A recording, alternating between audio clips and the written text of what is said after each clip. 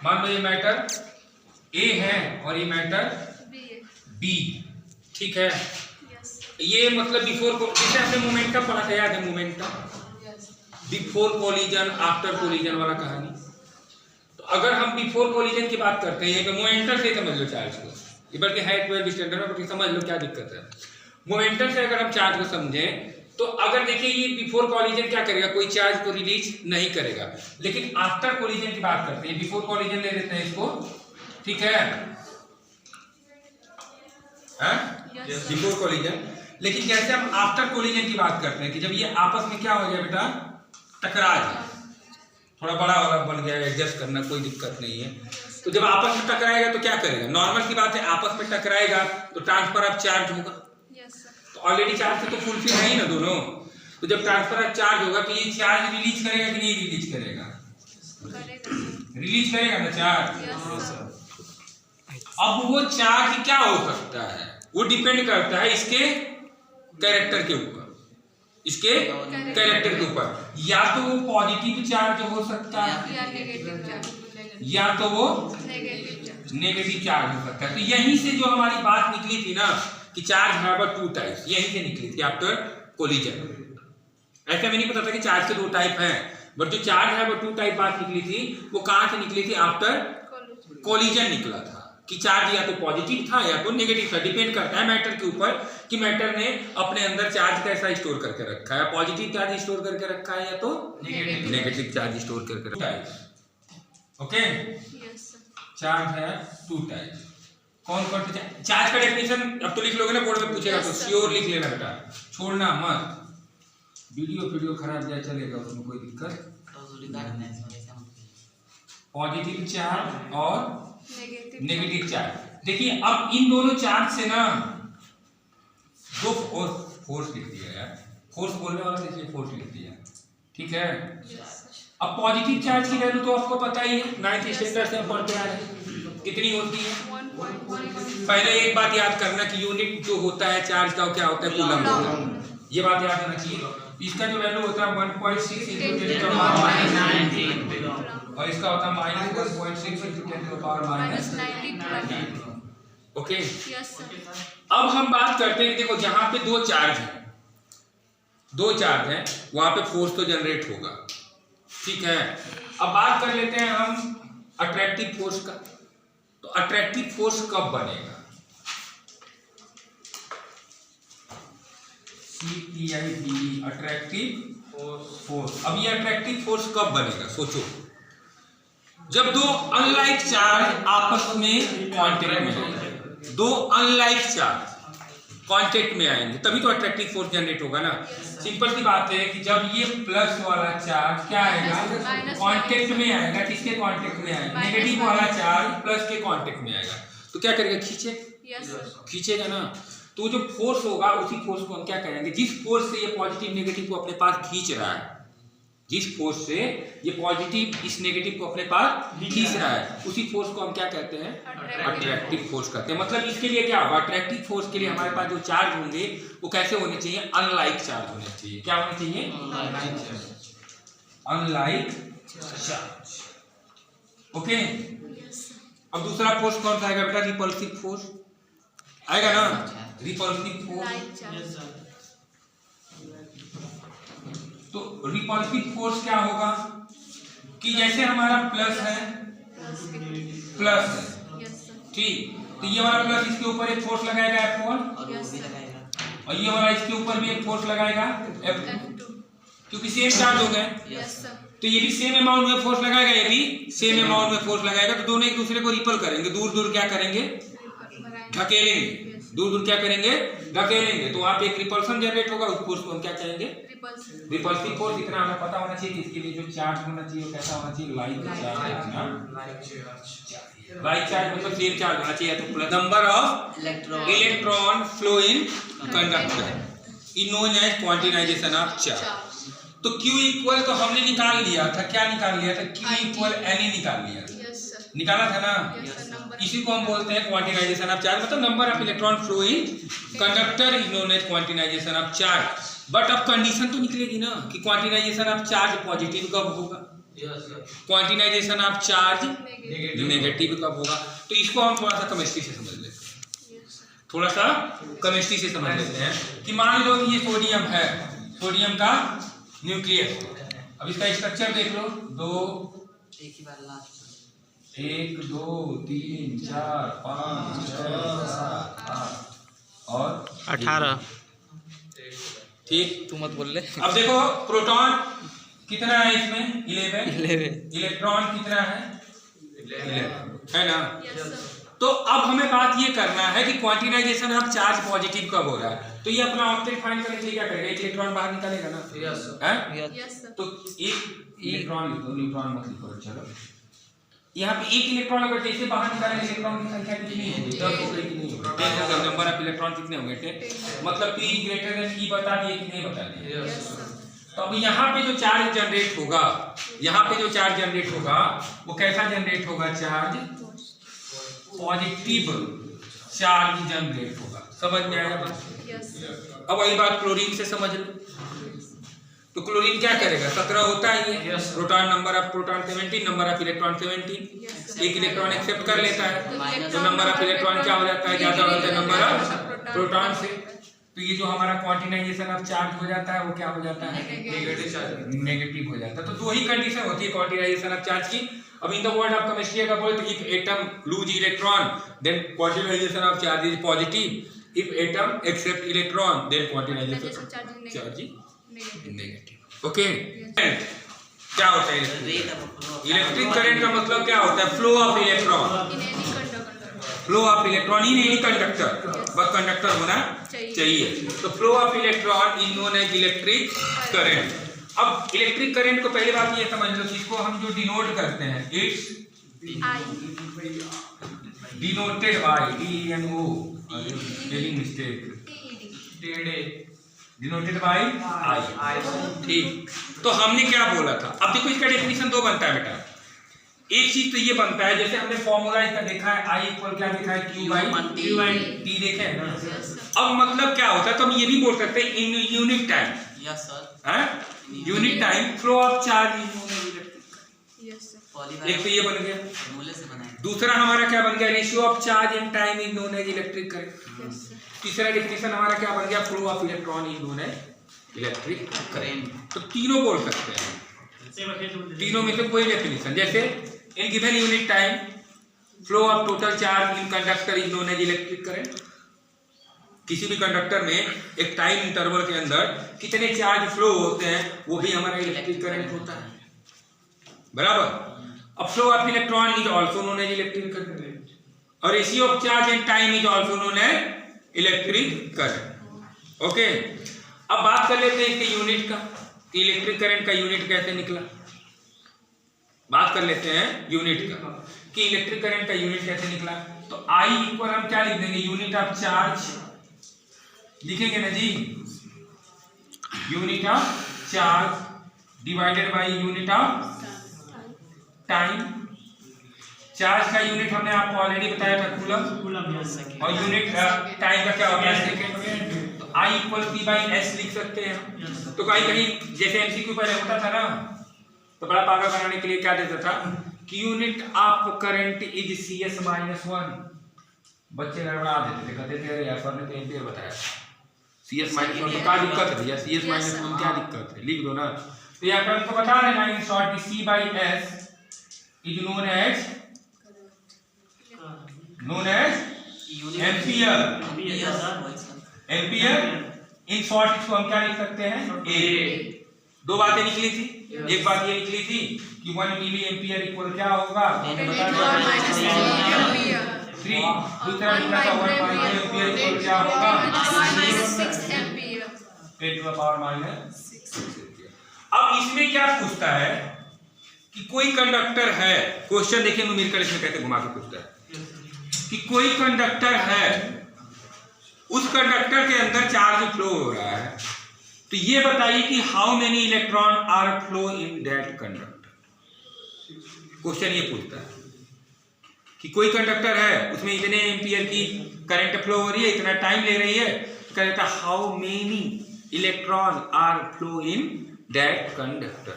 तो जब हमें बात करनी हो नंबर ऑफ इलेक्ट्रॉन की, किसकी बात करनी हो? Number of electron.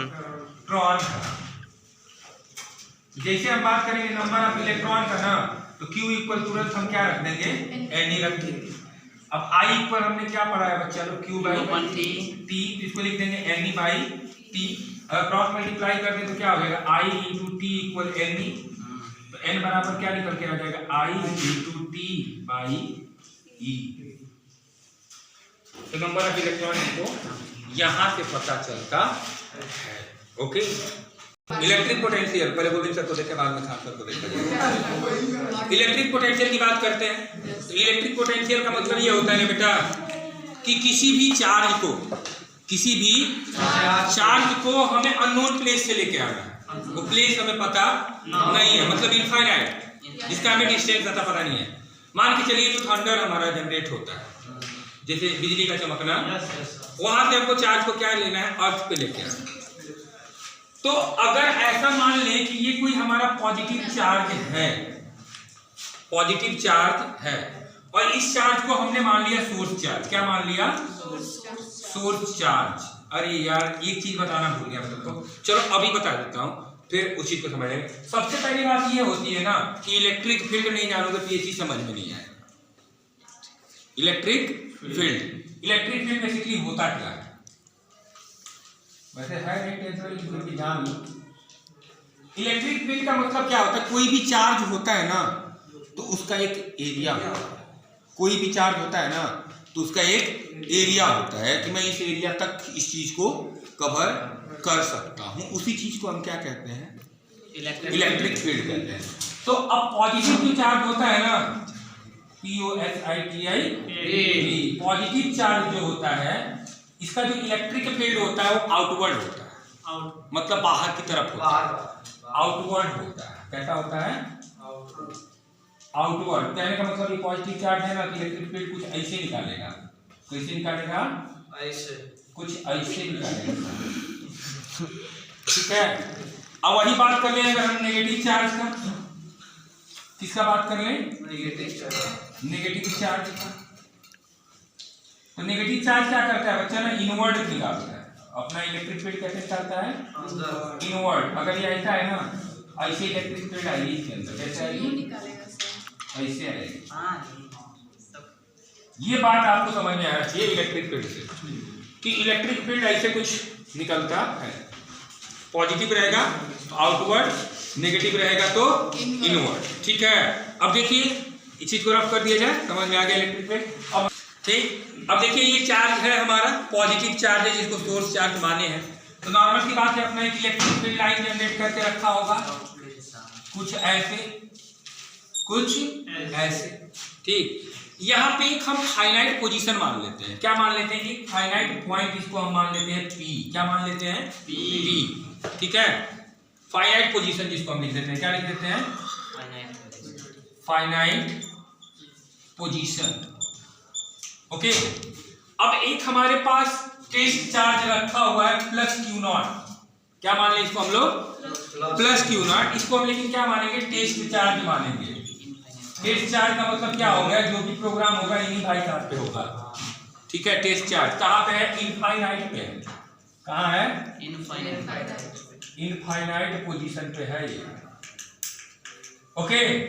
अब इस टेस्ट चार्ज को हमें क्या यहाँ लेके आना है? यहाँ पे लेके आना है। देखिए इनको हम कहाँ पे लेके आए? यहाँ पे लेके आए। तो मान लीजिए भाई लोगों का इलाका है। किसका है? भाई लोगों का इलाका है। तो भाई लोगों के इलाके में जैसे कुकुरे को देख लो ना, सबसे बढ़िया एग्जाम्पल कुकुर। तो जैसे कि मान लो सैदाबाद का कुकुर है और कोटिया का कुकुर है। ठीक, तो जब कोटिया वाला कुकुर सैदाबाद के कुकुर में जाएगा, मतलब सैदाबाद में जाएगा ना, तो सैदाबाद वाला कुकुरा दौड़ा लेंगे उसको। पक्का दौड़ाएंगे कि नहीं दौड़ाएंगे? क्यों? कहते हैं भाई देखिए मेरा इलाका है। क्या कहते हैं? मेरा इलाका है। तो ये भी अपना इलाका दिखाएगा ना, कहेगा तो बेटा तू आ रहा है, किसके इलाका में आ रहा है? मेरे इलाका में आ रहा है। तो या तो हाथ पैर जोड़ के आ जाओ, या तो जबरदस्ती करके आ जाओ, या तो जबरदस्ती। तो जबरदस्ती आता है, और जबरदस्ती जब आता है तभी यहाँ पे इलेक्ट्रिक पोटेंशियल का डेफिनेशन बनता है। ये टेस्ट चार्ज जब इसके इलाका में आता है तभी हमारा क्या बनता है? यहाँ पे एक डेफिनेशन बनता है। टेस्ट चार्ज लिखिएगा। तो क्या डेफिनेशन बना बेटा? आपने किया क्या? आपने किया क्या कि इनफाइनाइट पोजीशन से आपने एक टेस्ट चार्ज लिया था, उस टेस्ट चार्ज को आपने फाइनाइट पोजीशन पे लेके आए हो। उस टेस्ट चार्ज को क्या किया हुआ, इनफाइनाइट पोजीशन से फाइनाइट पोजीशन पे लेके आए हो। इसका मतलब क्या कि ये जो अपना इलेक्ट्रिक फील्ड जनरेट कर रखा है, ये जो अपना इलेक्ट्रिक फील्ड जनरेट कर रखा है, उसके एरिया में जाओगे तो मारेगा पक्का, चार्ज फेंक के मारेगा आपको। तो आपको क्या करना पड़ेगा, इसके अंदर जाने के लिए एक वर्क करना पड़ेगा। वो वर्क किसके अगेंस्ट करना पड़ेगा, इलेक्ट्रिक फील्ड के अगेंस्ट करना पड़ेगा। तो जो आप वर्क करते हो ना इलेक्ट्रिक फील्ड के अगेंस्ट, इसी चीज को हम क्या कहते हैं, इलेक्ट्रिक पोटेंशियल कहते हैं। अब इन शॉर्ट इसका डेफिनेशन क्या लिखोगे, when it we take a positive charge from infinite position to finite position, work required against electric field is known as electric potential difference. Sorry, difference, not electric potential, not a difference. अब क्या बन जाएगा, इसको हम V से denote करते हैं। तो V इक्वल आपने वर्क किया, उसी रहा है, आपने वर्क किया तो किसके लिए वर्क किया, ये भाई साहब के लिए वर्क किया है ना, तो ये क्या आ जाएंगे Q। तो V इक्वल क्या हमारा फॉर्मूला बन के आया था, W/Q0। सुनिए बात, V इक्वल क्या फॉर्मूला बनता है, W/Q0। ओके, अब हम पढ़ेंगे इलेक्ट्रिक पोटेंशियल डिफरेंस। ठीक है, अब क्या था, पहले हमने पढ़ा था पोटेंशियल में क्या देखा था हमने, इनफाइनाइट टू फाइनाइट वाली बात किए थे। अब यहाँ one point to another point की बात करें, पूरा प्रोसेस वही रहेगा। हमें करना क्या है, when we take a charge from one point to another point, work required against electric field is known as electric potential difference. अब डिफरेंस है तो मान लीजिए कि आप B को A के पास लेके आ रहे हो, B को A के पास लेके आ रहे हो, मतलब समझ लीजिए कि B to A जा रहे हैं, कहाँ जा रहे हैं, B to A। तो जब हम VAB निकालेंगे तो क्या निकलता है, फाइनल माइनस इनिशियल। तो फाइनल क्या है A, तो क्या निकलेगा WA माइनस WB। किसको लेके जा रहे हो, इस भाई साहब को लेके जा रहे हो, ठीक है। ये निकल गया पोटेंशियल डिफरेंस का फॉर्मूला। दूसरा, अगर हम मान लेते हैं A to B जाते हैं, कहाँ जाते हैं, A to B जाते हैं, तो क्या निकलेगा, VBA, सॉरी ये BA भी निकलेगा, ये BA था, ये था ना BA, ये रहेगा A to B। A to B जाएगा तो ये फाइनल बन जाएगा, ये इनिशियल बन जाएगा, मतलब क्या बन जाएगा, WB minus WA divided by Q0।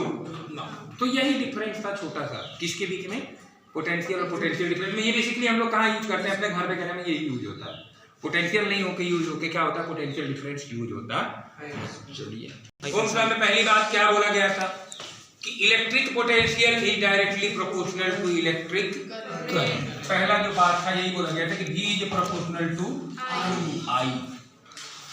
ठीक है, इक्वेशन मानने से कोई मतलब है नहीं, इक्वेशन मानने से कोई मतलब है नहीं। क्या बोला गया था, electric potential is directly, electric potential difference, not a potential, याद रखना, electric potential difference is directly proportional to electric current. Okay, तो अब ये जब प्रोपोर्शनल हटेगा तो नॉर्मल सी बात है, कुछ तो कांस्टेंट लेके आएगा।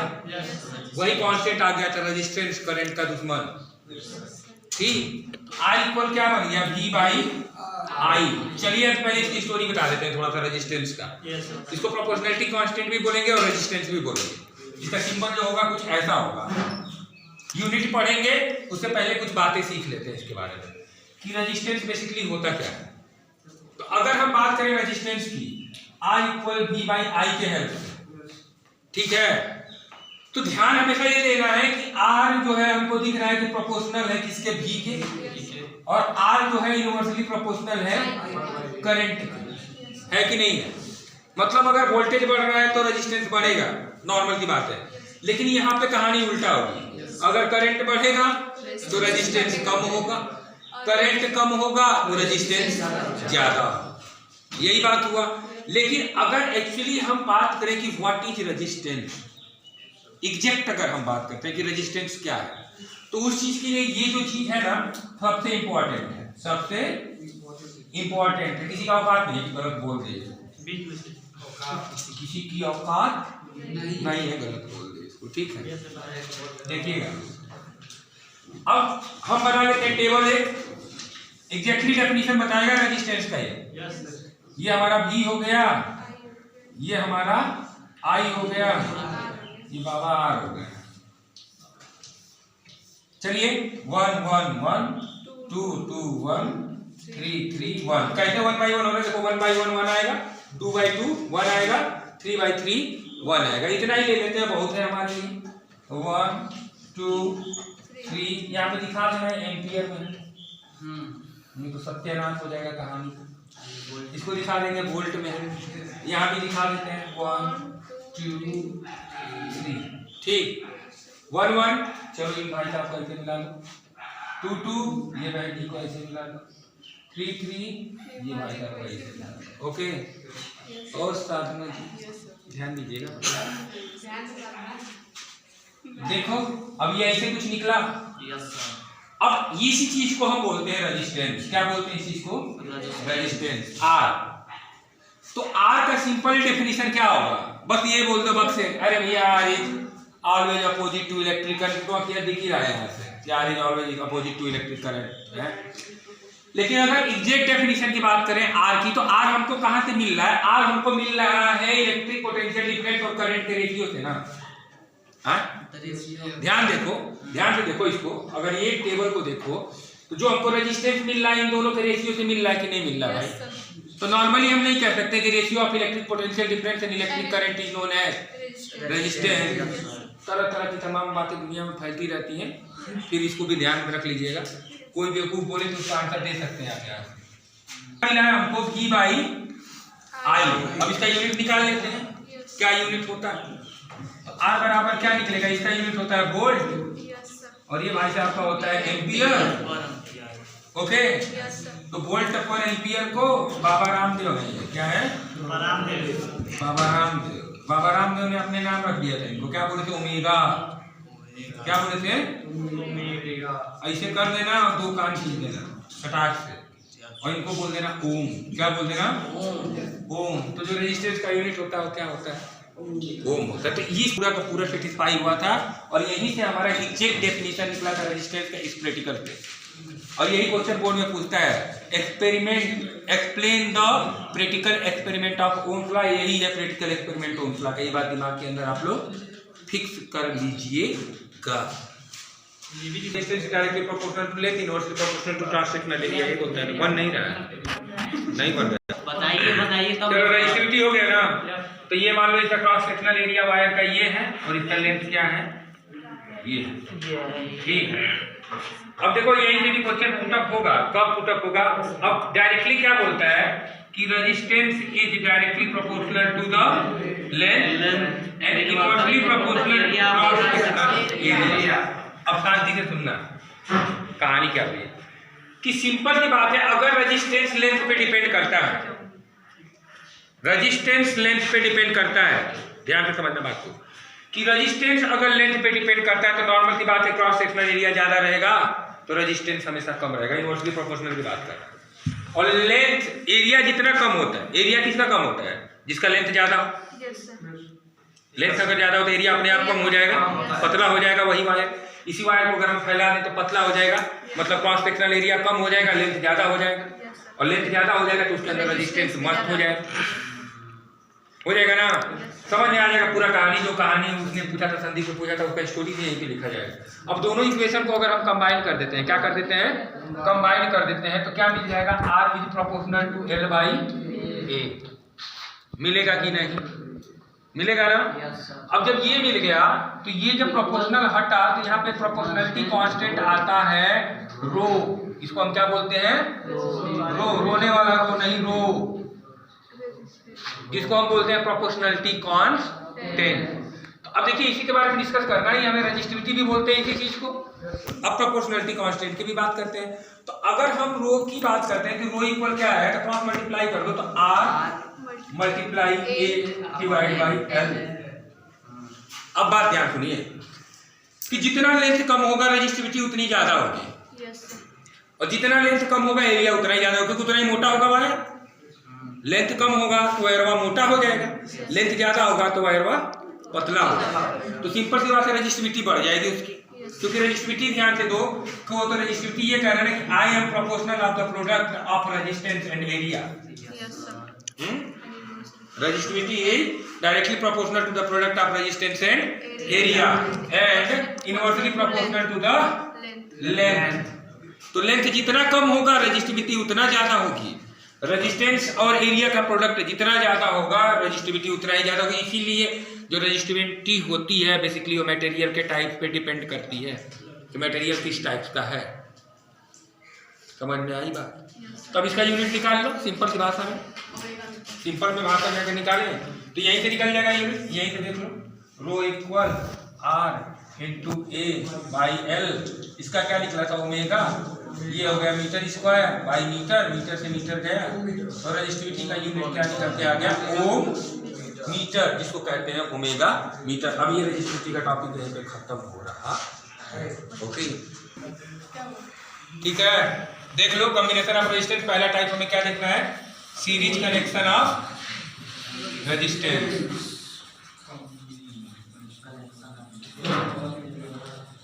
ठीक है ठीक है, तो चलिए बना लेते हैं सीरीज कनेक्शन ऑफ रेजिस्टेंस। मान लेते हैं एक रेजिस्टेंस ये है, एक रेजिस्टेंस ये है, एक रेजिस्टेंस ये है। ये बैटरी के सहारे जुड़ा हुआ है, ये इसका प्लस और माइनस टर्मिनल। ये आई ऐसे जा रहा है, ऐसे ही आ रहा है। ये हो गया R1, ये हो गया R2, ये हो गया R3। तो एक बात ध्यान में रखना बेटा ना कि सीरीज कनेक्शन ऑफ रेजिस्टेंस में इलेक्ट्रिक करंट सबके लिए सेम होता है बट पोटेंशियल डिफरेंस सबके लिए अलग अलग होता है। तो इसके लिए जो पोटेंशियल डिफरेंस बनेगा वो V1 बन जाएगा, इनके लिए जो बनेगा वो V2 बन जाएगा और इनके लिए जो बनेगा वो V3 बन जाएगा। अब देखिए सीरीज कनेक्शन ऑफ रेजिस्टेंस को पहचानने का एक तरीका तो ये होता है कि अगर करंट सब में सेम अमाउंट में जा रहा है तो वो कनेक्शन सीरीज कनेक्शन होगा। ठीक है, और दूसरा हमारा तुक्का वाला, कौन सा वाला, तुक्का वाला। अगर नाम ले लें इसका 1 2 1 2 1 2, यहाँ से भी हम बात, ये वाला जो विधि है 1 2 वाला मेथड है वो तुमको 12 में बहुत मजा देगा किरचॉफ लॉ में, क्योंकि ये फ्लो ऑफ करंट उसमें ऐसा लगेगा ना कि एक में एक ही आ रहा है, लेकिन 1 2 वाला बताता है कि सीरीज में है कि पैरेलल में है। वहाँ पे गड़बड़ाया था मामला क्लॉकवाइज एंटी क्लॉकवाइज देखने में, इसलिए 1 2 वाला समझ लेना। ये जो 1 2 वाला मेथड है 1 2 1 2 1 2, ये क्या करता है देखो ध्यान देना कि पहले रेजिस्टेंस का दूसरा नोड, पहले रेजिस्टेंस का दूसरा नोड अगर दूसरे रेजिस्टेंस के पहले नोड से कनेक्ट है तो कनेक्शन सीरीज में है। देख लो हमेशा दूसरा पहले से कनेक्ट, दूसरा पहले से कनेक्ट, तब तो कनेक्शन हमारा सीरीज में है। ठीक है, तो अब देखिए अकॉर्डिंग टू ओम्स लॉ हम बात करते हैं। अकॉर्डिंग टू ओम्स बाबा बोलो यार, अकॉर्डिंग टू ओम्स बाबा लिख दो, बाबा लो ला मत लिखो, बाबा ही लिखो, कोई बात नहीं, दादा की उम्र पे होंगे, दादा पर दादा होंगे। तो V इक्वल क्या है, IR होता है, पता ही है, होंगे ना दादा की उम्र के। अब देखिए V1 इक्वल क्या होगा, same amount of current flow हो रहा है कि नहीं जी। तो सिंपल सी बात ये देख लो ना बेटा, ज्यादा इसमें मगजमारी करने से अच्छा क्या है कि एक ही V से सारे V कनेक्ट है कि नहीं है ना। तो सिंपल लैंग्वेज में लिख दो V equal V1 plus V2 plus V3। अब देखो यहाँ पे क्या हो जाएगा IR। अब V1 की बात करो, I तो सेम है, रेजिस्टेंस डिफरेंट है, तो क्या बन जाएगा IR1 IR2 प्लस IR3। तो IR अगर I हम कॉमन ले लेते हैं तो ये बन जाएगा R1 प्लस R2 और प्लस R3, I से I खत्म। तो देखो बन गया सीरीज कनेक्शन। ये प्रूफ हो गया हमारा सीरीज कनेक्शन ऑफ रेजिस्टेंस है, पैरेलल कनेक्शन ऑफ रेजिस्टेंस। चलो ले लेते हैं।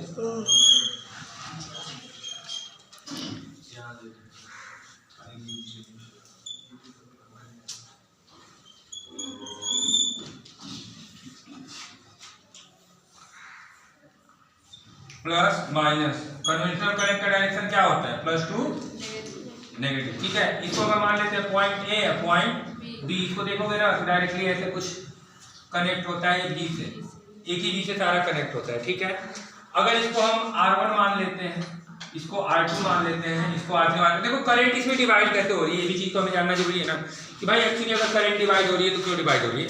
तो ये करंट अगर यहाँ पे आई, सपोज दैट ये करंट यहाँ पे आई, इसको जाने के लिए 3 रास्ते दिख रहे हैं।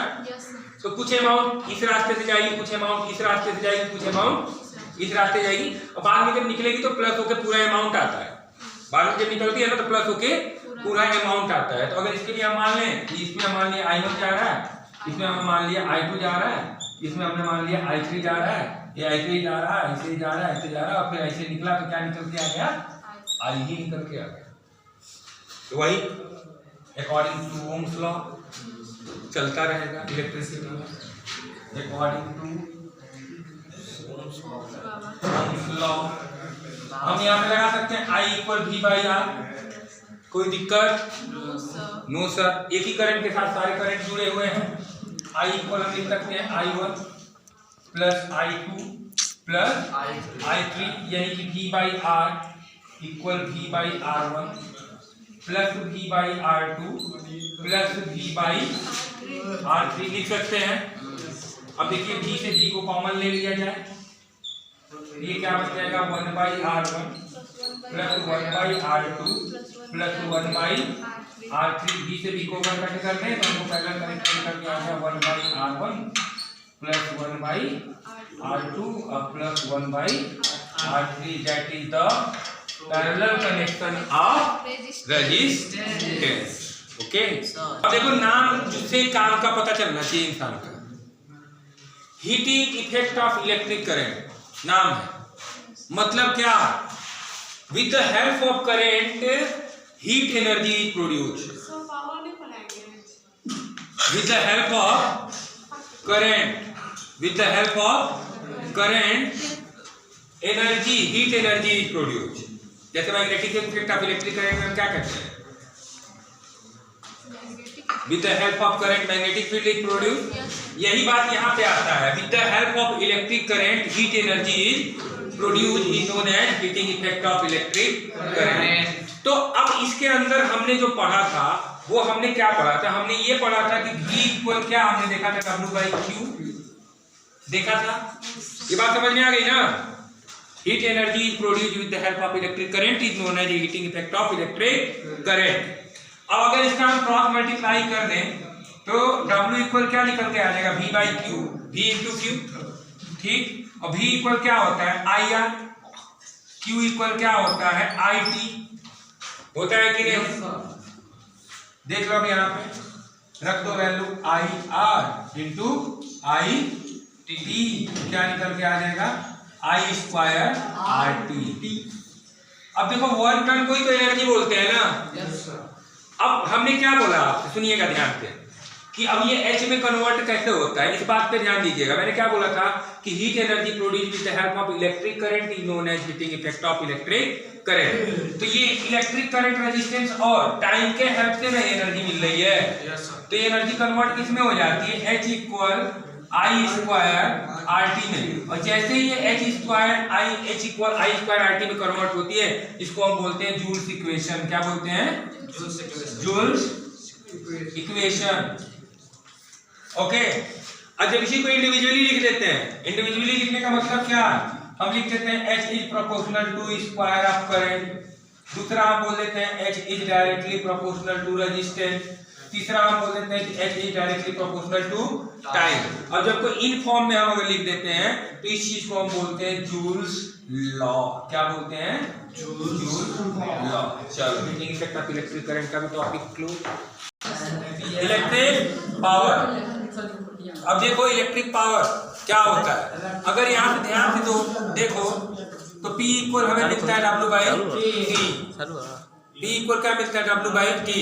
तो ये भी तो हम बोल सकते हैं इस डेफिनेशन के सहारे, इस डेफिनेशन के सहारे हम क्या बोल सकते हैं कि in given time total work done is known as electric power,